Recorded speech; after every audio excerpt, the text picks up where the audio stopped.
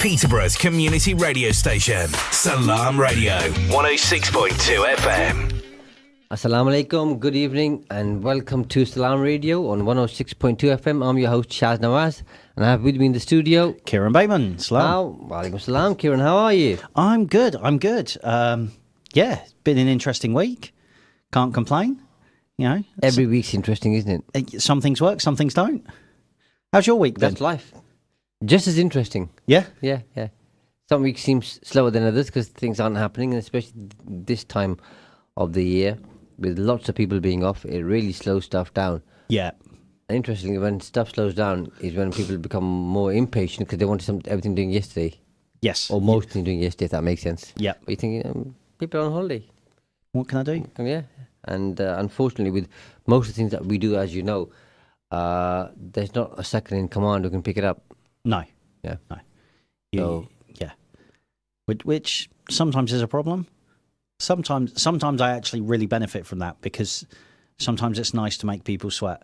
Yeah. I've not benefited from it this time around anyway, because everybody's pushing it. We've got 5 or 6 things happening which need to be done pretty quickly. And they'll all probably get done the next 4 or 5 weeks. But they should have been done 4 or 5 weeks ago, but it was the holiday season and we just the way it is, and not everybody, but some people end up getting upset, making it's in no one's control. Yeah, completely agree. No point stressing over Maybe things. there's a good episode there. Stress. And just going with the flow. I will take a note. Good man. As always, we welcome your participation. You can call us on 01733 602 133. Text on 07411 191 062 or comment on any of the live streams on Facebook, YouTube, X or Twitch. And as you know, from last week we had some really good interaction from one individual and we were able to answer all of their questions and point them in the right direction, and they made an effort, so we made sure that we reciprocated. This week on Wealth Made Simple, we're continuing the topic of leverage, and over the past 2 episodes we covered financial leverage and we covered operational leverage. So this week we're talking about time leverage, and as you know, Kieron, leverage is an absolute game changer. Oh, massive. In all Massively parts huge. of business and life. Yeah. I mean, I think time leverage is something that people generally understand. They understand that, you know, if you want to, for example, if you want to work an 8-hour day, then go out for an hour to see friends, then go out for a meal with your loved ones for, you know, that'll take a couple of hours, then sleep for 8 hours, then that's your 24 hours all used up. Mm-hmm. And, you know, it's a common phrase. There aren't enough hours in the day. No, sometimes there aren't enough minutes in the day, let alone hours. Yeah. You know, I could do with Or seconds, yeah. yeah, do with just a few more minutes just to get that one thing finished. And I'm one of those people that I will leverage my time if I'm at work or doing something, and office hours finish at 5:30. Mm-hmm. You know, if it takes me till 6:30 to finish whatever it is I'm doing, Get out the way. get it out of the way, get it done, get it finished. It's an extra hour of my life just to... Yeah. But it saves all the stress and hassle and thinking about it and sweating and everything else. And when you've got to pick up a job twice or more, it takes you longer to get back into it. Yeah. But and that's the other thing. You know, if you get to work the following day at 9 a.m., you then chit-chat, 9:30. You know, by the time you get back to your work, it's now 10 o'clock. You then got to go, right, what was I doing? Oh, okay, I was here, I was doing that, and it's now 10:30. So that hour that you would have spent the day before finishing the job, you've already lost it. Yeah. Already, before you've even started working. And then, like most of us, we usually have more than one task ongoing at any one point. Yep. And you're not doing any of the others. So you've lost an hour on all of those if you think about it. Huh? Yeah. We have Bash who says, Oh, hi, Bash. Salam, hope you guys are well. Very well. Very well, thank you very Bash, much. hope you are too. Yep. I don't think we had any questions left from Bash's Uh, No, I don't think we questions did. from last week, or if you did, Bash, feel free to obviously ask those questions. So time leverage, of course, also it is about time management, which is Yes. about self-management. That's one of my favourite things about time management. There is no such thing as time management. Time ticks. We just can't manage it. Yeah, We you all can we manage do- yourself manage in it. time, Yeah, but time management is a lie. exactly. But it's generally known as time management, but Yes. it's self-management. Yes. So this will incorporate that too if implemented properly. So the kind of key components of time management, as you and I see it, are 5. Number 1 is to prioritize.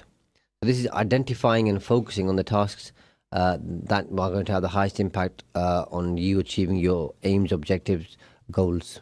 Yes. Second one is the ability to delegate. So assigning time and tasks to other people, so that frees up your time to do the things that are really crucial, critical to your business and activities. The third one, which is a big one, and it's an ever evolving iterative process, which is automation. So using tech to automate those repetitive processes and tasks Yeah. that are done on a regular basis. Number 4, which partly comes with self-discipline, but also maybe having somebody who can assist you, like a personal assistant or somebody else, which is time blocking. So allocating enough time to certain projects to help you remain focused, because if it's in the diary, it's more likely to get done. If it's not in the diary, it'll get done at some point, and that could be way too late. It could, yeah. And now, by the way, time blocking, and this applies to me as much as it does to anybody else, is including in there things for you personally. So if you're taking holidays, book them in advance in your diary, Yeah. and they'll get done. Because when you don't, they don't get done. So I've experienced both ends of that. I know what's a holiday. I know, yeah. But other things as well. Yeah, yeah. If you got children and you got certain things going on, Yeah. Sports day, so on and so forth, whatever it might be, birthdays, anniversaries, whatever's important to people, regular things. If people are playing snooker, tennis, badminton, whatever it might be, any type of sport, you put it in there, book it in there, then you know it's that time's allocated. You're more likely to do it. If it doesn't, something else comes in, doesn't it? Yeah, always. And I mean, it's something my friends really get frustrated with me is when they say, are you going to be free next week? What day next week? I don't know. No, well, how can you not know? I was like, well, business. Depends what day, yeah. Yeah, it depends on what day. Business is fluid. Some days I've got more stuff, some days I've got more free time, but it all depends on. And the biggest frustration that I think they have with me, especially, is if it gets to the day that they were discussing, and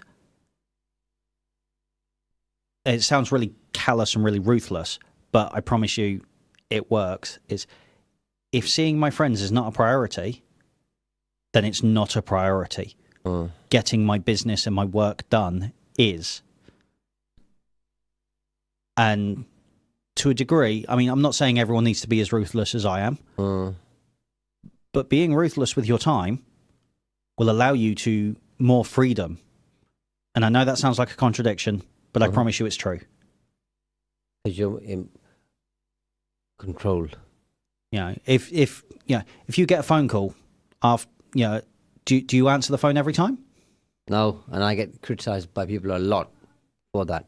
Oh, why not, Shaz? Because every time my phone rings, I should answer it there and then. Why?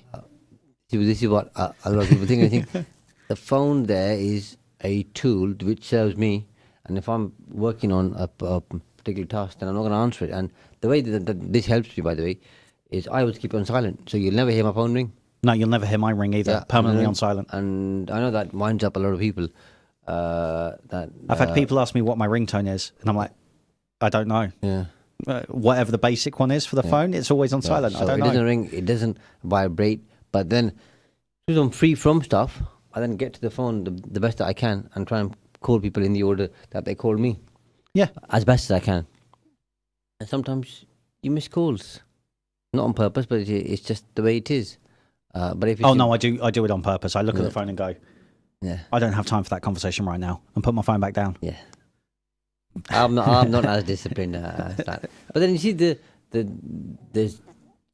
so many ways people contact you, and I mean, I can't keep up. You know, No. you got phone calls, emails, Text message, text messages, WhatsApp, calls in the office, calls on your mobile number, WhatsApp, direct message, Facebook Messenger, Facebook Messenger, Instagram Messenger, DMs. Instagram Messenger, and then there are still certain people, Kieran, who write to you Send you a letter. via post, and then obviously, as you know, with all the YouTube stuff that we do, Comments on YouTube. stuff on there, it's just really there's 8, 9, 10 different methods. There's maybe one or two that we've missed off, and people don't understand. It's really hard to keep up. Yeah. Now maybe we should channel out and say this is the only way you can contact me. Just email me, for example. Anything else, I'm not going to look at. But different people have different preferences, and sometimes you try and accommodate them. So maybe there's something they're saying this is how I want you to communicate with me. Yeah. Maybe that would declutter. Maybe. This possibly, yeah. Maybe, yeah. And then the fifth one is about being efficient. So implementing ways that help you to work smarter and not harder. Yeah. And I think that one's one of the biggest key things that people hear so much, but they don't know how to implement. You know, there are billboards out there that, you know, show people, you know, work smarter, not harder, do things the easy way, you know, find a way around, blah, blah, blah, blah. All of these fantastic things. Okay, how do you implement that? I used to have a manager many years ago, and we used to disagree a lot. There was a lot of friction there. And it was, Kieran, you need to be better. Okay, how do I need to be better? Just be better. Okay, how do you want me to be better? Give me points on how to improve. Be better. We're going around in a circle here. Yeah. I couldn't ever get enough feedback from them to tell me what I needed to do to improve That's 'cause on. they never knew what better looks like. But every time they had an issue with me, I was told to be better. And I didn't know what being better looked like. I could only work off what I knew. I didn't know what I didn't know. And when they're saying to me, be better, okay, how? Just be better. Well, explain that to me. And of course, I'd get frustrated because I didn't understand. They'd get frustrated because I wasn't doing what I was being asked to do. And it was just a very vicious circle. And part of that comes down to, and I found this out, you know, later after the event, you know, predictably, you know, hindsight's 2020, is that they didn't actually have a problem with what I was doing. The issue was that senior management, who had no idea how to do my job, they were just being put in a position of extreme power, were throwing their weight around, saying, you know, well, this boy here, he stands his ground and he argues with us and tells us we're wrong. We don't like that. Tell him to be better. So she was just regurgitating what they'd said her. Okay, be better. Yeah. Turns out she had didn't have a problem with what I was doing at all. Yeah. Well, Politics part of time, isn't it? yeah, it is. In a roundabout way. In a roundabout way. But that was half of that problem. And the amount of time that was wasted On those discussions. when you could have saved everyone a bit of time and just said, Kieran, senior management don't like the fact that you tell them no. Yeah. Okay. Start saying yes, eh? Start being a yes man. Yeah. I have never been a yes man. I've never been afraid to say no, Yeah. as long as it's for the right reason. And for the benefit of the You overall know, outcome. I'm not doing it just to be a diva. Yeah. I'm saying, if I say no to someone, it's because I understand the power of the word no. I find people say yes far too often, and then they overburden themselves. Yes. If I'm saying no, it's not because I don't want to do it or because there's always a good reason for it. And I'm not afraid of that word. And I'm not afraid of the amount of time. I won't waste my time saying yes to something that is none of my business. There's a lot of wisdom in that, in terms of saying no. Yeah, that's a whole episode. Learning to say no. It is, that's right, yeah. So we might cover that at some other point. But going through, obviously, these 5 components or key components of time leverage, the first one we said it was to prioritize. Yep. And one of the best ways that you and I have seen is for people to look at and determine which tasks are most important, and then which have the biggest impact, obviously, on your priorities and outcomes, and then also using frameworks like the Eisenhower matrix. Yeah. You got Stephen Covey's, which is very similar in terms of important and urgent. So this is having a matrix. With one is important, the other one is urgent, the other one is important and urgent, and then it's important and not urgent, and then it's none of the above.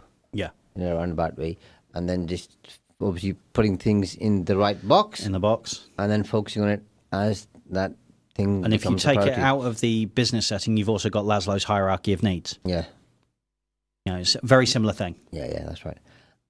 And what's important is that a business owner can prioritize their strategic priorities and events alongside obviously client meetings, admin tasks, other things that need doing, conversations, meetings, training, so on and so forth, to focus on what's really important, because they might be working on something strategic, and therefore the admin tasks that they do, should they delegate them, which we'll cover when we look at delegation, so on and so forth. But do we all do things that we ought not to do? Of course we do. Yeah. And there's two main reasons that I usually get from people is, one, no one else can do it how I can do it. Yeah, and the other one is, I enjoy doing it.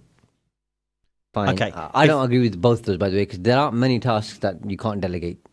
I Some would argue with one of those. Yeah. If you enjoy doing it, all right, fine. Don't let me take away your joy. Yeah. Nobody else can do it the way I do it. Okay, teach them. Yeah. Yeah. I don't.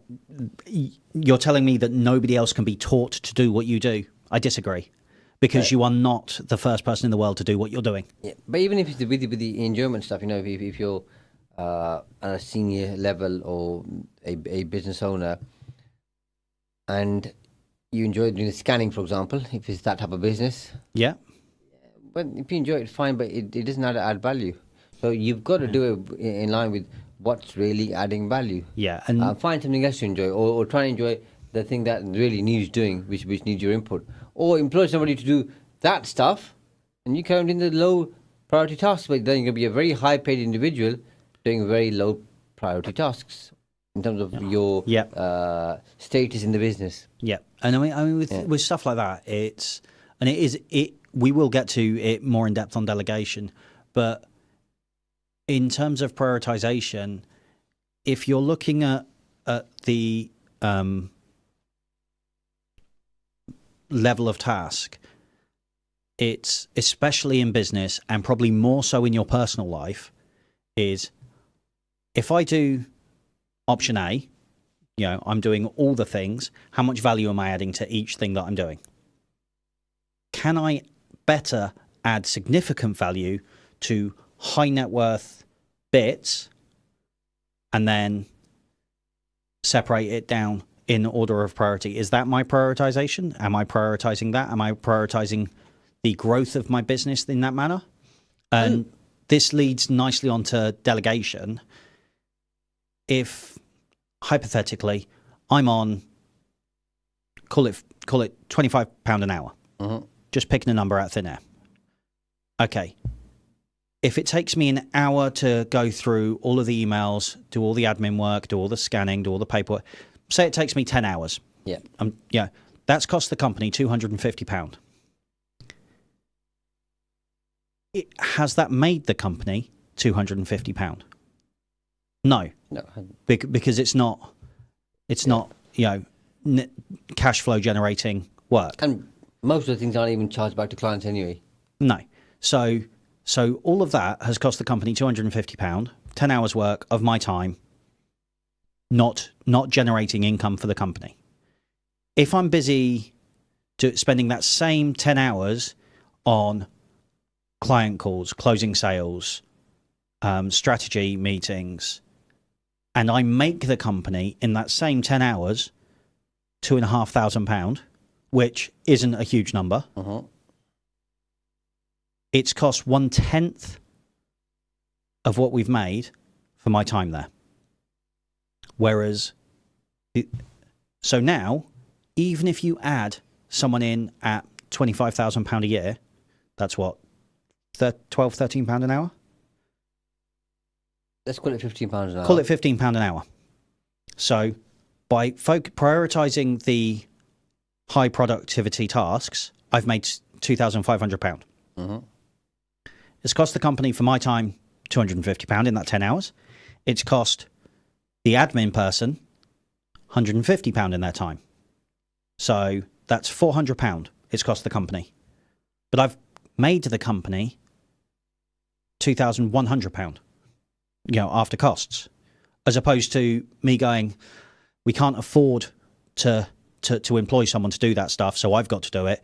Here's 10 hours, that's cost the company £250. It's cost £250. Do you see the difference? Absolutely. It's made over £2,000. It's cost £250. So I asked the question, when you're looking at prioritisation, can you afford not to employ someone to do those tasks? Absolutely. Can you afford not to do it? Even if you enjoy it. Because as your level of responsibility, and responsibility is a very important word in most things, then as that increases, then so should the tasks that you do. Because if you're still doing the lower priority tasks, and let's just call them lower priority tasks for want of a better expression, are you being responsible by carrying on doing them, or are you being irresponsible because you're not living up to the new responsibility that you've got? I would say you're being irresponsible. Simple, isn't it? Yeah, it really is. And that's how people have to see it. And if you look at it in an outside of work environment, I know people get, they want to keep their house pristine, tidy, beautiful, and they want to work on themselves.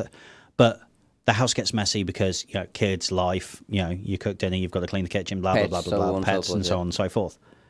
Okay, so, but they kind of look at the house and they see the whole house, and that's just too much to deal with, and then nothing gets done because nothing can, I don't know where to start, blah, blah. Paralysis. Analysis paralysis. Whereas if, and I do this every time my partner goes away, is I pick a room, genuinely, because I'm a bit of a nerd, I roll a dice. Mm-hmm. And whatever number that rolls on is the room that I do. One less decision to make. Yeah, I'm not deciding which room. I roll a dice. Let fate decide. But as soon as it's that, so say I roll a 4. Yeah. All right, room 4. That's 1, 2, 3, 4. That okay. Call it the bathroom. Cool. I'm doing the bathroom, and I do the bathroom till it's done. Okay, cool. What next? Well, I don't need to think about that because the bathroom's connected to the hall. Mm. Okay, so I leave the bathroom, go straight into the hall, do the hall. The hall goes into the spare room. The spare room gets done. Come out the spare room, the other spare room, the craft room, as it is known, gets done. Okay, cool. Then master bedroom. Master bedroom's got an ensuite. Cool. Okay, all that's done. That's upstairs done. It's making a start, which is important. And making sure you finish. And it takes... And everything in between just happens if you're focused enough. Yeah. And then it's just a matter of, okay, stairs, hall, lounge, dining room, kitchen, because that's all connected. Mm-hmm. I don't think about it. I just do it in order. Yeah. And I do the entire house in a couple of hours every time she goes away. But I don't have a problem prioritizing that stuff in that manner. Yeah. Whereas I do know a lot of people that go, yeah, I've got the house to clean this weekend. It's like, okay. Yeah, I have no idea where I'm going to start. The house is such a state. Well, it doesn't matter where you start, as long as you start. Yeah. Prioritize starting. And that's the point I'm making here, is the priority isn't choosing a room. The priority is starting. Because the second you've started, everything else gets easier. That's what I have with my garden, as you know. Yeah. It's obviously reasonably sized garden. So, and then obviously I have to get a gardener, and it becomes this is too much to look after. So it's always a challenge. Yeah. My garden needs doing as well. Now I've got 2 people. I'm not green fingered. One does the lawn, one does the stuff. Oh, you'll have to give me the number of the guy that does your lawn. Yeah, he's really good. Because my lawn needs Yeah. Yeah, you got to look after it regularly. So, But see this, ladies and gentlemen. This is the power of a network and leveraging Shaz's time finding someone to do the job. And now I'm going to get the benefit of that. Because otherwise, you're making phone calls, I don't need to do any of vetting that. people, so on and so forth. Shaz has done the hard work. Yeah. I'll leverage his time against my input. That's network leverage or Yep. relationship leverage. Yeah, it is. Which is somewhere down our list of priorities here. If we get through to leverage this week, but I don't think we're going to, because there's so much of leverage. I think we're going to focus on one component, okay? Each week until we're done. And until we're done, but it's so important that we're going to obviously hammer it home. So that's the first part of this done, obviously. And the second part, we're going to go through the 4 other components and then discuss time leverage in more detail. But this is a big one, because this frees up so much time and helps you people prioritize. I think this makes people quite ill as well. Just thinking about stuff and again and again. So join us after the break, where we're going to finish off time leverage. See you in a few minutes. With you 24 hours a day, 365 days a year. This is Salam Radio. You're listening to Salam Radio, and it's now time for Asr Azan. This Azan is sponsored by UK Islamic Mission, serving humanity since 1962. Allahu Akbar, Allahu Akbar. Allah.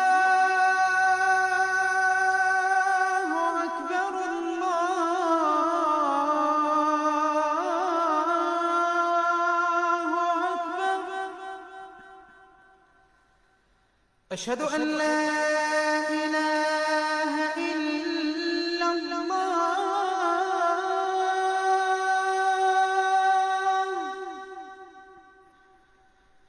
أشهد أن لا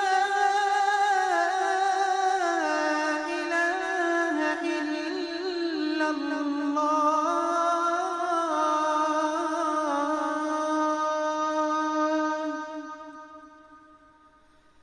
أشهد أن محمدًا رسول الله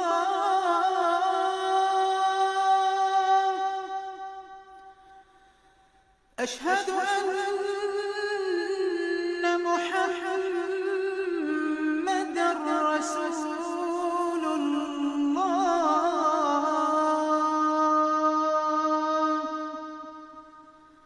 حي على الصلاة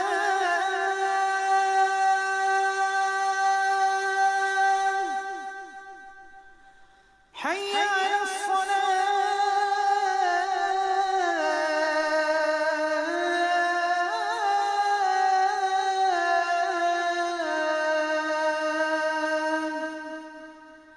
حي على الفلاح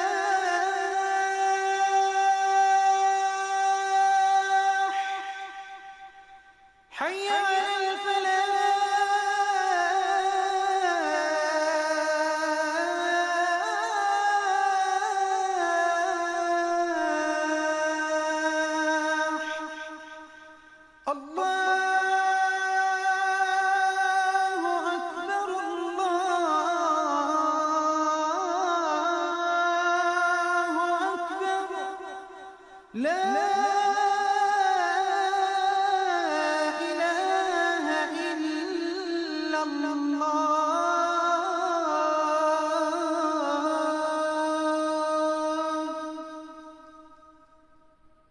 الله أكبر الله أكبر لا إله إلا الله الله أكبر الله أكبر لا إله إلا الله اللهم صل على محمد وعلى آل محمد كما صليت على إبراهيم وعلى آل إبراهيم وبارك على محمد وعلى آل محمد كما باركت على إبراهيم وعلى آل إبراهيم في العالمين إنك حميد مجيد اللهم رب هذه الدعوة التامة والصلاة القائمة آت محمدا الوسيلة والفضيلة وابعثه مقاما محمودا الذي وعدته اللهم آتنا في الدنيا حسنة وفي الآخرة حسنة وقنا عذاب النار اللهم بك نحيا وبك نموت وإليك المصير رضينا بالله ربا وبالإسلام دينا وبمحمد صلى الله عليه وسلم نبيا ورسولا اللهم صل على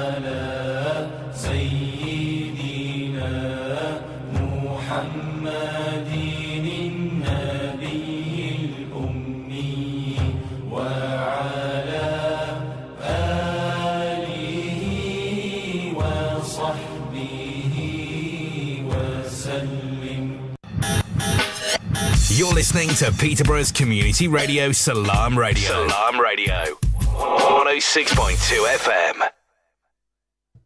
Assalamu alaikum. You're listening to Salam Radio on 106.2 FM. If you've rejoined us, thank you very much for retuning in. And if you've joined us, then welcome to the show. Welcome. Obviously, I'm Shaz and I have with me Kieron Bateman, who is my co-pilot. And before we get onto the topic, as always, we welcome your participation. You can call on 01733 602 133, text on 07411 191 062, or comment on any of the live streams on Facebook, YouTube, X, or Twitch. This week, on Wealth Made Simple, we're continuing the key topic of leverage. So we've covered financial leverage, we've covered operational leverage, and we're talking about time leverage today. Yeah, we are. And we are leveraging leverage because it's so important. And Bash posted a comment just before we went to the break, and he says, I'm going to be thinking about leverage in my sleep after today. Well, there are worse things to think about in your sleep. And actually, I'm going to congratulate him on that, because if you're thinking pragmatically about what you can leverage, how you can use leverage, how it can benefit you in your life, then, as the saying goes, are you talking about people? Are you talking about ideas? Or are you talking... There were 3 levels of that. I can't remember what they are. Talking about people, talking about things, and talking about ideas. Yeah. Yeah. And right now, what you're thinking about is thinking about ideas, which is top tier stuff. It's great. Yeah. Absolutely. Yeah. Yeah. Yeah. Something like smart people discuss ideas, average people talk about things, and mediocre people talk about others. Yeah. Something like that. Yeah, So, something like that. Yeah. If you want the full quote, find it online. It's online. It's on Google somewhere. Yeah. Yep. And different people will attribute it to different authors, if that's the right word to use. Yes. Yeah. But some smart person somewhere Someone said said at that. one point. Yeah, and it makes sense. So we've obviously, in terms of delegation, it's the key priority is to assign tasks that can or could or should be performed by other people, which allows you as an individual to focus on those higher value activities. And obviously, delegation frees up your time, but also empowers your team, gives them responsibility, shows them that you trust them. Yep. And don't be afraid to, because you see, and I mean, we've seen this all too many times, is people who don't teach, they won't take the time to teach because, oh, no, you told me to leverage my time, so I'm delegating this out to someone else. Okay, but have you taught them how to do it the way you want it done? No. Take the time to teach first. Teach, lead, and then hand off. Don't just expect people to do it. You've got to give them the time first. Yeah. And Sir John Harvey Jones, chairman of ICI, said, as managers, only do what only you can do. Everything else, delegate. Yes. Yeah, completely agree. And it's very simple. I think we may have discussed it in the past. Keep a list of things that only you can do, a list of what you and others could do, a list of what others should be doing that you're doing.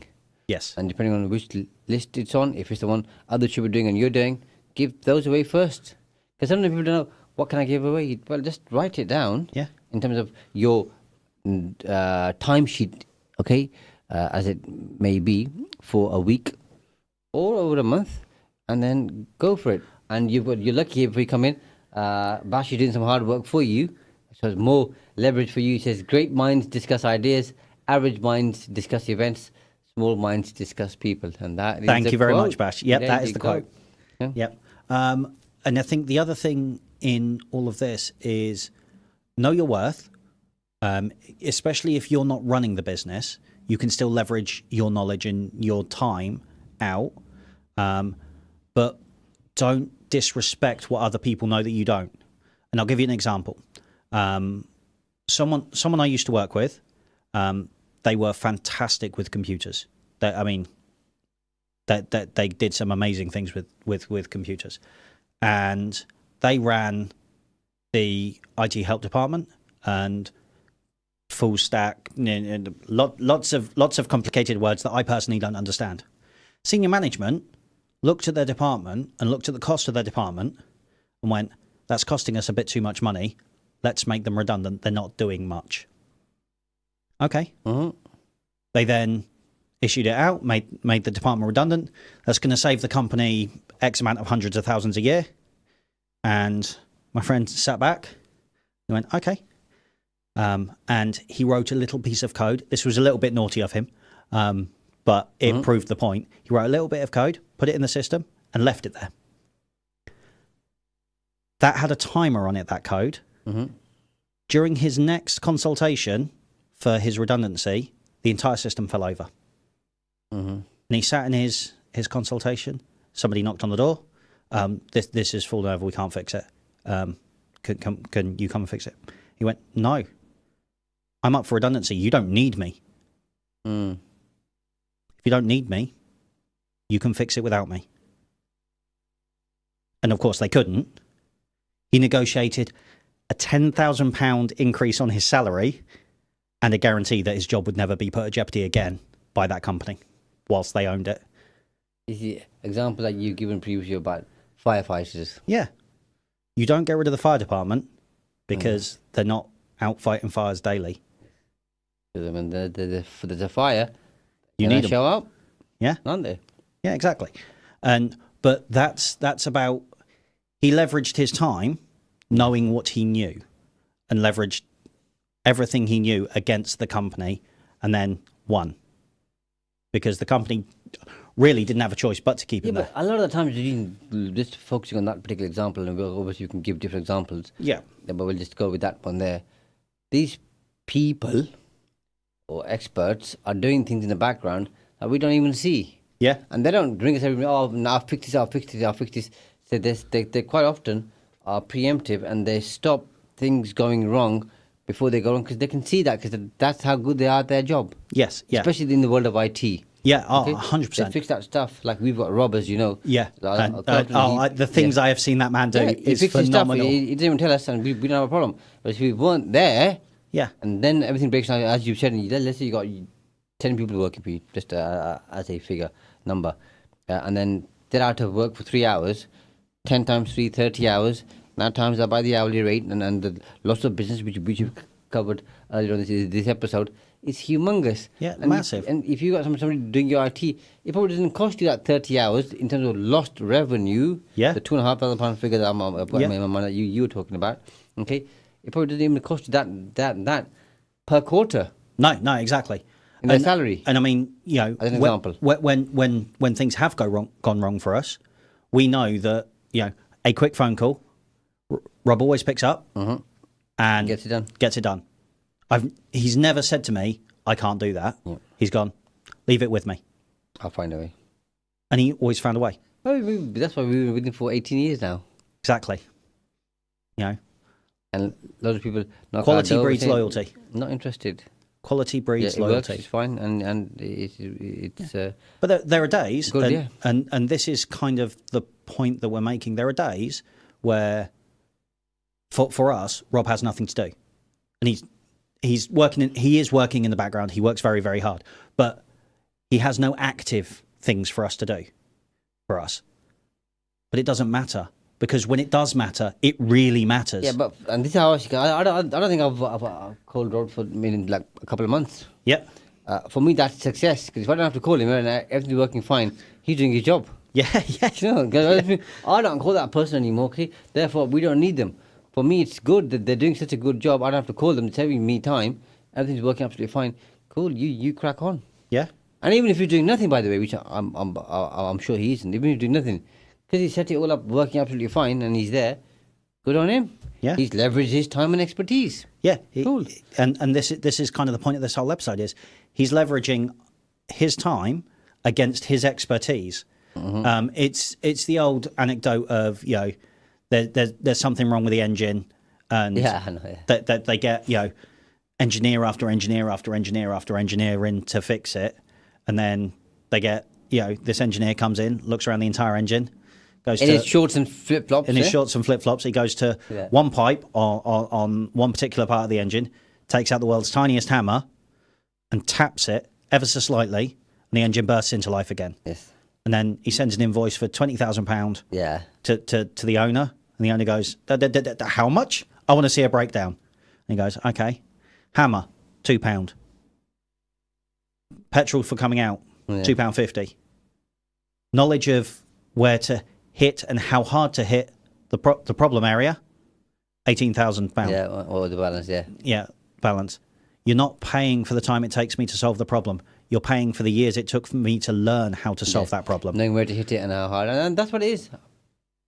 You're not paying somebody for that half an hour of time. You're paying them for all the years that they've done Yeah. to get to that answer that quickly. And there's a common argument, especially in like graphic design. This is really big, and people say they value quality, but what they really value is time. And you see, you know, there are plenty of videos out there extolling this. Is if I can create a logo for you in 20 minutes that you fall in love with, that generates you lots of revenue because it's a really good logo and everyone loves it, I charge you we'll stick with £20,000. I charge you the £20,000. Well, no, because you've only worked on it for 20 minutes. Okay, so now you're penalising me because I'm good at what I do. Doing it faster, yeah. So it should be the other round. So tell you what, I will take this job on, and you can pay me hourly, and your bill will end up coming out at like £40,000 because it'll take me so long to do it, because I'm going to go through so many iterations, and I'm going to do this and I'm going to do that. Oh no, well I've only budgeted 20 grand. So you value time over the cost, but when I tell you I can do it quickly because I'm really good at what I do, then you want to discuss how much less you should pay me because I'm spending less time doing it. And with the things you can quantify, I'd go one step further and say, okay, let's now see what impact this can have on your business. A logo may be a bit harder to quantify. Okay. Yeah. As an example, so let's implement this, and whatever revenue you generate over the next 12 months, for example, I'll take a percentage cut. give me a percentage cut. Okay. And Well, no, because you'll learn so much more. So you agree my work is good, so I'm worth the £20. Yeah. Pay me the 20 grand in the first place. See you later. Stop arguing with me. Exactly. And that leads us nicely to automating repetitive tasks, because we all have them. Yeah, automation is so And good. here, basically, the core element here is to use tech to automate the tasks which are mundane, boring, dull, as long as there's some tech out there, which there is for most things which are time consuming. Okay. And this could be email responses. Okay.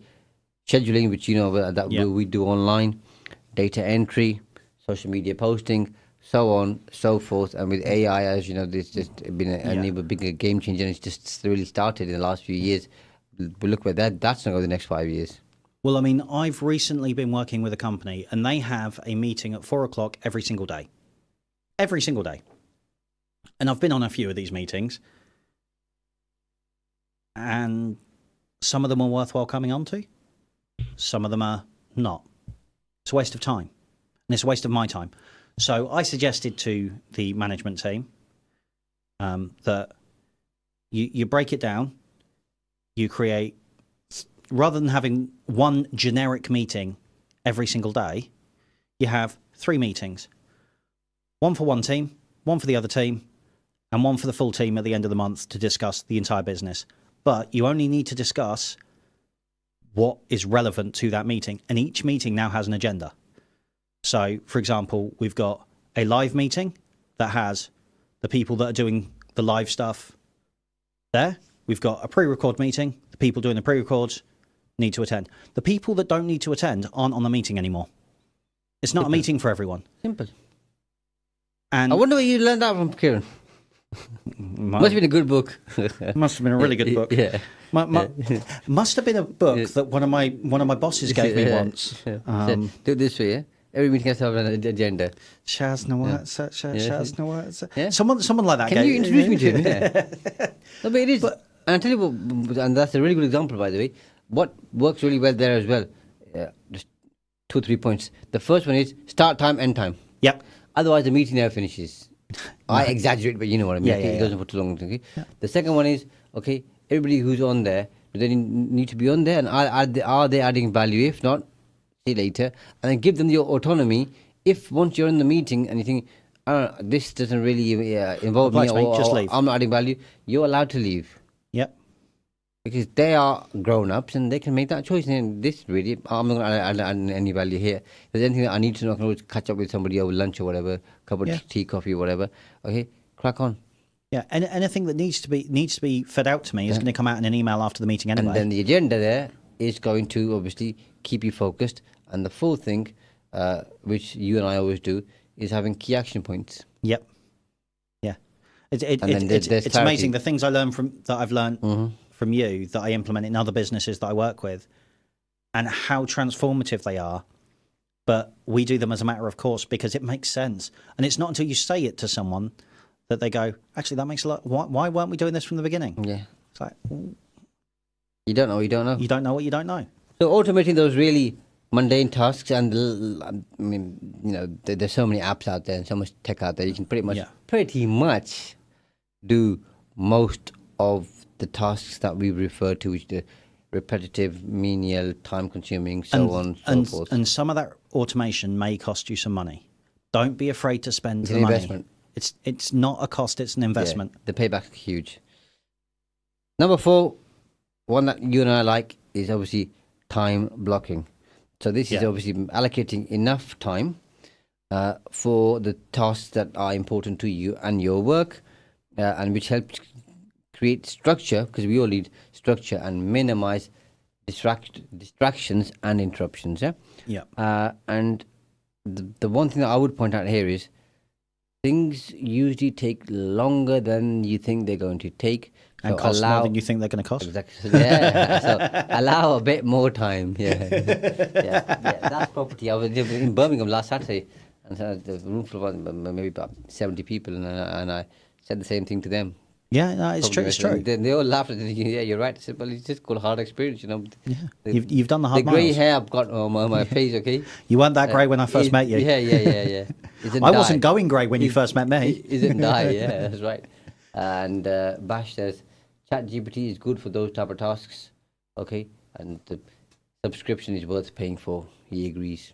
Yes, it is. Yeah. I think he means generally. Generally, yes, absolutely. I think ChatGPT has had a lot of media coverage, and it is really good at what it does. Yeah, it's really good at doing what it does best. Yeah, which is great, and it's good at automating through API triggers and things like that. But I would also say that I use a website called futuretools.io, and that has a up-to-date list of all current AI integrated websites with AI that will work for you. So if you are in, finance, there's an AI that will help you. If you're in, writing, there's an AI that. Now, I also think it's something to be careful about, and spoilers. Technology leverage is a whole leverage, and we will do a whole episode on that. that's your baby, isn't it? That is my baby. I'll just tell us, listen. And I'll tell you why you need to be a little more strategic and a little more, because it's not as straightforward as just using copy and paste, chuck it in. But we'll go through that when we get to technology leverage in about a month. Yeah, also. But with obviously blocking out tasks is when you, like as we said earlier, when you make space and time for something, it's more likely it's going to get done. Or at least you made a start.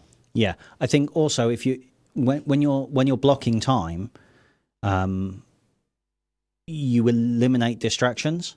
So like for this show, when I'm writing and researching and pulling everything together for these shows, I spend a minimum. I have a 2-hour research block where I do nothing but research and learn and expand on my own existing learnings, or have a conversation with Shaz about what it is we're going to do, how we're going to approach it, what we're going to discuss directly, and I'll take notes. I'll always have a notebook with me. How many meetings do I turn up to without a notebook? I do the same. Exactly. Because you forget so much, because we discuss so much. But that is a 2-hour dedicated block where I do nothing but that. I then have, an hour and a half, 2-hour to 2-hour block where I do nothing but write. Then I edit for an hour. So these shows, on average, take me about 6-7 hours to put together. Now, some people might say to me, oh yeah, but you can halve that time by using AI. I can, yes. And I can input the show title to AI and get it to write. But that lacks the human element, and it doesn't draw on my personal experiences. It can't do that. Now, you've been in business a number of years. Only a few, yeah. A handful. Handful, 2 decades. And some, yeah. Do you know what I mean? So, and we can articulate what we've learned over your, 2+ decades worth of business, my not as long in business.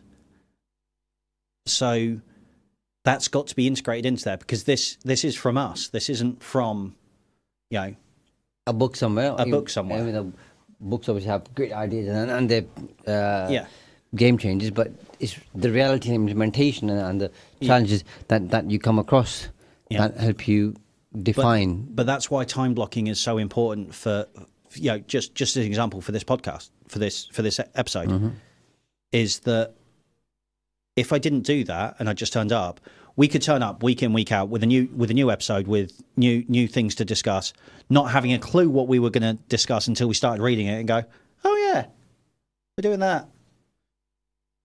And then I would feel bad about what I'm delivering to everyone else. And just so we're clear, if anybody has any doubts, I just turn up. And but you have follow the script. But you have a wealth of experience, and you know what we're going to talk about before we get here.